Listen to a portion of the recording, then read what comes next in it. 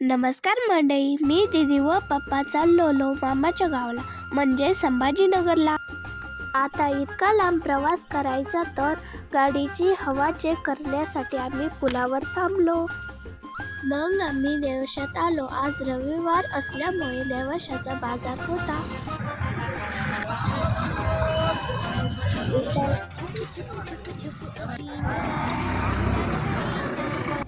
मग आम्ही निघालो प्रवासाच्या दिशेला. आम्ही खूप दिवसानंतर मामाच्या गावाला चाललेलो होतो म्हणून उत्सुकता होती, मामाचं गाव कधी येतं. मग आम्ही पेट्रोल भरण्यासाठी पेट्रोल पंपावर आलो. तेथे विठ्ठलाची खूप मोठी मूर्ती होती. मग थोडासा प्रवास करून आम्ही उसाचा रस प्यायला थांबलो. पोटात काहीतरी गार पडल्यामुळे मन प्रसन्न झाले. फायनली आम्ही छत्रपती संभाजीनगर नक्षत्रवाडीला म्हणजेच मामाच्या गावाला पोहोचलो. भेटूया नेक्स्ट ब्लॉग मध्ये. बाय.